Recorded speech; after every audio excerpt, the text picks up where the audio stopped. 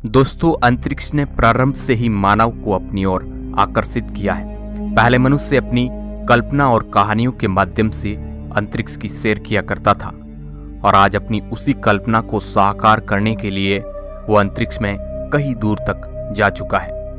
Voyager 1 इंसानों के द्वारा सबसे दूर भेजा गया स्पेसक्राफ्ट है और आज वो हमसे 148 एस्ट्रोनॉमिकल यूनिट मतलब कि 22 अरब किलोमीटर से भी ज्यादा की दूरी तय कर चुका है।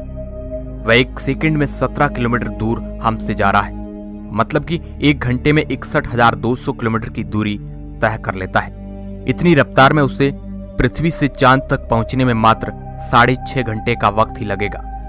यह स्पीड बहुत ही ज्यादा होती है। इतनी स्पीड में अगर कोई छोटी सी चीज भी यान से टकरा जाए तो वह पूरे यान को तहस नहस करने के लिए काफी हो सकती है। ऐसे में आपके दिमाग में कभी न कभी यह सवाल जरूर आया होगा कि कैसे ये अंतरिक्ष यान बिना टकराए अंतरिक्ष में ट्रेवल कर पाते हैं, स्पेशली मंगल और बृहस्पति के बीच में मौजूद एस्टेरॉयड बेल्ट और नेपच्यून के पार मौजूद काइपर बेल्ट को पार कर लेते हैं। तो इस सवाल का जवाब आपको आज के इस वीडियो में अवश्य ही मिल जाएगा। दोस्तों, इस सवाल का जवाब जानने के लिए सबसे पहले आपको हमारे सौर मंडल की कुछ बातें पता होनी चाहिए। हमारे सौरमंडल में मुख्य रूप से मेजर स्पेस ऑब्जेक्ट डिस्क मौजूद है।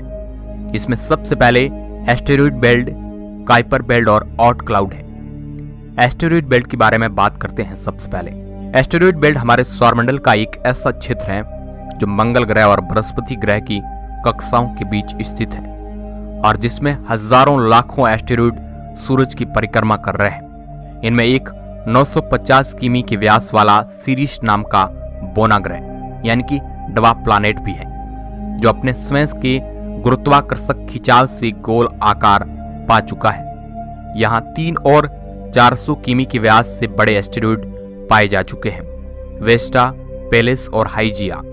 पूरे एस्टेरॉयड बेल्ट के कुल द्रव्यमान से आधे से ज्यादा इन्हीं 4 वस्तुओं में निहित है। बाकी ऑब्जेक्ट का आकार भिन्न भिन्न है, कुछ तो दसियों किलोमीटर बड़े हैं और कुछ धूल के कण मात्र है। इतने विशाल क्षेत्र में मौजूद होने के बावजूद भी इसका मास हमारे चांद के मास के मात्र 4% ही है। वही काइपर बेल्ट सबसे बड़े स्ट्रक्चर में से एक है।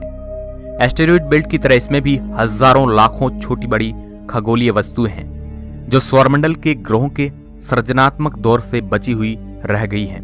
काइपर बेल्ट का क्षेत्र एस्टेरॉयड बेल्ट के क्षेत्र से 20 गुना चौड़ा और 200 गुना ज्यादा फैला हुआ है। जहां एस्टेरॉयड बेल्ट की वस्तुएं पत्थर और धातु की बनी हुई है, वहां काइपर बेल्ट की वस्तुएं सर्दी की शक्ति से जमे हुए पानी, मीथेन और अमोनिया की मिलीजुली बर्फों की बनी हुई है। सौरमंडल के ज्ञात बौने ग्रहों से 3 यम, हाउमेया और माके काइपर बेल्ट के निवासी है। वैज्ञानिकों का यह भी मानना है कि सौरमंडल के कुछ प्राकृतिक उपग्रह भी इसी घेरे में जन्मे और घूमते फिरते अपने ग्रहों के निकट पहुंचकर उनके गुरुत्वाकर्षण में फंसकर इनकी परिक्रमा करने लग गए हैं, जैसे कि वरुण यानी कि नेपच्यून का उपग्रह ट्राइटन और शनि ग्रह का उपग्रह फीबी। दोस्तों, इन सबसे आखिर में मौजूद है ऑट क्लाउड, जो कि सौरमंडल के सबसे बाहरी क्षेत्र में मौजूद है। अंदाजा है कि ये 2000 एस्ट्रोनॉमिकल यूनिट से लेकर 2 लाख एस्ट्रोनॉमिकल यूनिट तक फैला हुआ है। वर्तमान समय में हमारे वैज्ञानिक इसके बारे में ज्यादा कुछ नहीं जानते हैं, क्योंकि न सिर्फ ये हमसे दूर है बल्कि ये एक बहुत ही विशाल क्षेत्र में फैला हुआ है, जिस वजह से इनके 2 ऑब्जेक्ट के बीच की दूरी कई हजार किलोमीटर तक की हो सकती है। हमारे वॉयेजर 1 को भी वहां तक पहुंचने में अगले करीब 300 साल तक का समय लग जाएगा और इसके बारे में जानने के लिए उसको 30,000 साल का समय लग सकता है। दोस्तों, उम्मीद है कि आप एस्टेरॉयड बेल्ट, काइपर बेल्ट और ऑट क्लाउड तक अच्छे से समझ गए होंगे। अब हम वापस अपने सवाल की तरफ लौटते हैं कि कोई भी यान जब अंतरिक्ष में ट्रेवल करता है तो वह उल्कापिंड और क्षुद्र ग्रह से क्यों नहीं टकराता है। दोस्तों, ऊपर हमने जाना कि हमारे सौरमंडल में ढेर सारे उल्कापिंड और क्षुद्र ग्रह मौजूद है। स्पेशली जब यान को मंगल ग्रह की कक्षा से बाहर भेजा जाता है, तब मंगल और बृहस्पति के बीच मौजूद एस्टेरॉयड बेल्ट से टकराने के चांसेस बढ़ जाता है। लेकिन फिर भी अभी तक कोई भी यान के साथ ऐसी घटना क्यों नहीं घटी, जबकि हमारा वॉयेजर 1 तो नेपच्यून और प्लूटो के बीच मौजूद काइपर बेल्ट को भी पार कर चुका है और वर्तमान समय में न्यू होराइजन्स प्लूटो और काइपर बेल्ट का अध्ययन कर रहा है। काइपर बेल्ट में एस्टेरॉयड बेल्ट की तुलना से भी ज्यादा क्षुद्र ग्रह मौजूद है। फिर भी इन यानों की टक्कर किसी एस्टेरॉयड या क्षुद्र ग्रह से क्यों नहीं होती है?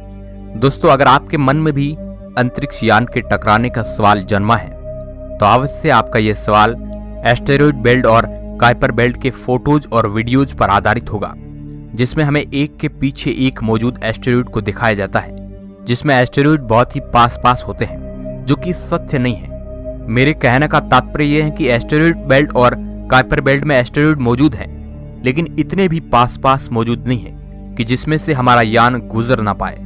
यह एस्टेरॉयड एक दूसरे से सैकड़ों से हजारों किलोमीटर दूर मौजूद होते हैं, जिनके बीच से स्पेसक्राफ्ट आसानी से गुजर जाते हैं। वैज्ञानिक पहले से ही ग्राउंड बेस्ड टेलीस्कोप से उन एस्टेरॉयड का पता लगा लेते हैं, जिससे हमारे यान की टकराने की संभावना होती है। और हाँ, ऐसा भी नहीं है कि सभी जगह पर एस्टेरॉयड सैकड़ों से हजारों किलोमीटर की दूरी पर हो। कई जगह ऐसी भी होती हैं जहां एस्टेरॉयड पास पास मौजूद होते हैं, लेकिन अगर वैज्ञानिकों को कोई भी स्पेसक्राफ्ट इनके बीच से निकालना होता है तो वह ऐसे रास्ते चुनते हैं जहां एस्टेरॉयड ज्यादा दूरी पर मौजूद होते हैं, जिस वजह से अंतरिक्ष यान में किसी भी एस्टेरॉयड की टकराने की संभावना बहुत ही कम होती है। लेकिन मान लीजिए ऐसी कोई घटना बन जाए कि जिसमें अचानक से कोई एस्टेरॉयड हमारे यान के सामने आ जाए तो क्या होगा? तो दोस्तों, आपको बता दें कि हमारे पास वर्तमान समय में ऐसी टेक्नोलॉजी मौजूद है कि हम कोई भी एस्टेरॉयड या स्पेस ऑब्जेक्ट का पता हम 72 घंटे पहले से ही लगा सकते हैं, जिससे हमारे पास स्पेसक्राफ्ट का रास्ता बदलने के लिए पर्याप्त समय मिल जाता है। तो दोस्तों, उम्मीद करते हैं कि आपको इस सवाल का जवाब मिल गया होगा। वीडियो के अंत तक बने रहने के लिए आपका बहुत बहुत धन्यवाद।